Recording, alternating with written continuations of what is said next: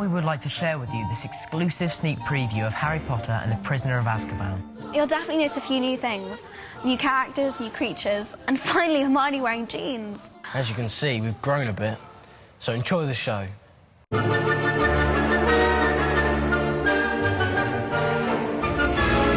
This one is sort of the bigger picture. Yeah, it's a lot darker as well. There's a lot more scary things in it. The fact that it's darker is because it's in the book. Yeah. In the second one, we had the spiders. That was scary for me, yeah. But this time we got the Dementors.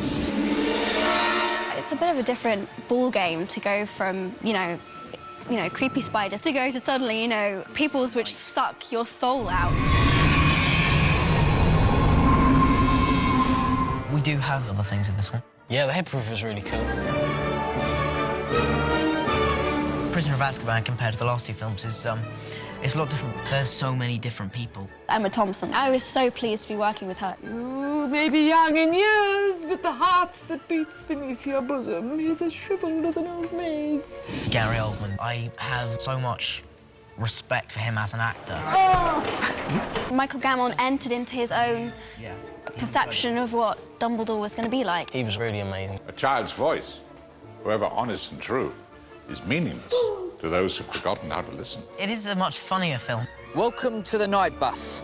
Emergency transport for the stranded witch or wizard. Smack, bam, crash. I get thrown against windows, I'm all over the place.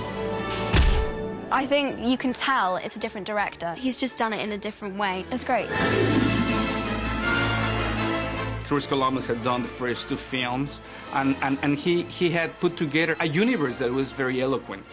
So I felt very comfortable to play in that universe. You're about to lose the battle when finally comes out, okay? So Alfonso's got a real good visual sense. He's always been really strong with actors. I really grew to care about these kids, and I wanted to make sure that they were in the hands of someone who would take care of them, who would look out for their best interests. And I think they formed a really strong relationship. Move this. Okay. I was the luckiest guy because I got these 3 kids that they've done already 2 Harry Potters. They knew everything relating about their own characters and the universe around them. I was completely blown away by their performances because there's such a maturity, there's such a assurance, there's confidence. I'm still tense. Listen up, listen up. Alfonso, he was very trusting. Blink. He wanted us to put a lot of ourselves and our thoughts into the character. He'd always turn around and say to you, you come up with whatever feels natural. Yeah. And eventually I think we all got into that, and I think it worked really well in the end. Yeah, that was quite cool. He's funny, he's just really funny and easy to work with as well, which is really good. You know the Egyptians used to worship cats? Yeah, along with a dung beetle. In the series so far, you have never, ever seen us fight. And then suddenly in this one, it all falls apart. It's me and Ron, where it gets really bad. It's the whole cat and the rat thing, isn't it? Ronald has lost his rat. I haven't lost anything. Your cat killed him. The actors are growing up with the characters, and the characters are growing up with the story. And the story itself is obviously much more mature. In this film, there's a major stand towards the Dursleys, with Aunt Marge getting inflated by a spell that I don't even try to do it.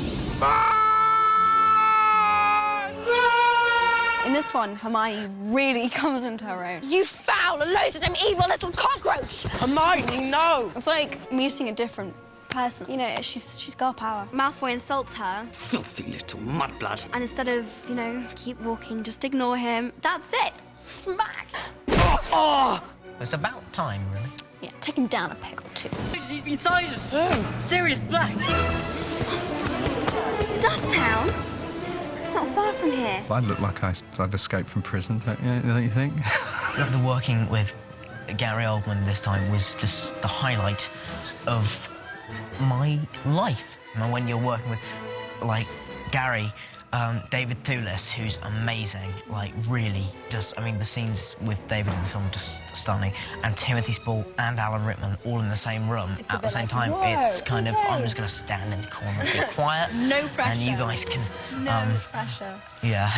Dear lady, who did this to you? He's here! Somewhere in the castle! Sirius Black! It's like every actor's fantasy, isn't it? Something like Dumbledore being a Harry Potter. So I'm delighted. I enjoy every minute of it. This is a stunning cast this time, and they're so good, all those guys. There's a whole lot in them. The magic never kind of goes. It's a magic place to be. I am Professor Trelawney. Together we shall cast ourselves into the future.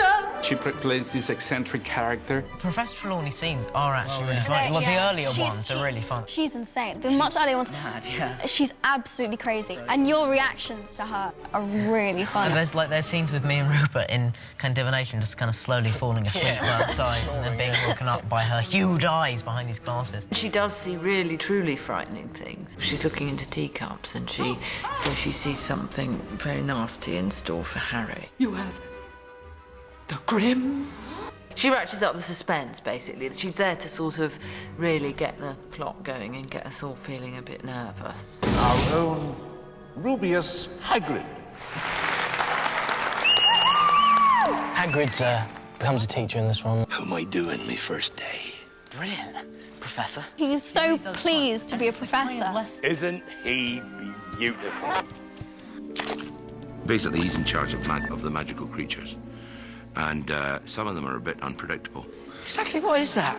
That, Ron, is a hippogriff. Yeah, that was really amazing, 'cause it's like half horse, half eagle. I thought that was quite cool. And it's Hagrid's job to introduce it to the children and show them how to do it right and how not to offend it or frighten it and so on. And of course, guess who gets it wrong? Great ugly brute. Malfoy. No, Malfoy. No! Whoa! Whoa! Not me! Dobby was kind of the star of the second film, I think. Yeah. But it's going to be the star of this one, really. He's so real, so real. The film is story-filled with magic and magical creatures. That's looking really cool. We have a werewolf, the Monster Book of Monsters. And you do kind of think that if all textbooks had teeth and were this vicious, you would pay a lot more attention. Attention in class, definitely. There's a creature that the Dementors that they project that fear within. They act almost as a wake-up call to say, I do have weaknesses, I'm not that kind of powerful or that strong. The theme of the film, this kid finding his identity as a teenager and is learning that both the fears and the power to fight them reside within. I hope he finds me, because when he does, I'm going to be ready. It's more of an emotional journey than Yeah, it's all emotional and everyone's on the edge. And then it's just really exciting at the same time. Yeah. Expecto Patronum! Well, that's about all we have time for tonight. We hope you've enjoyed seeing the film and our special sneak preview as much as we've enjoyed making all the Harry Potter films over the past few years. We had a great time being your host for the evening and look forward to seeing you again when the movie opens June the 4th.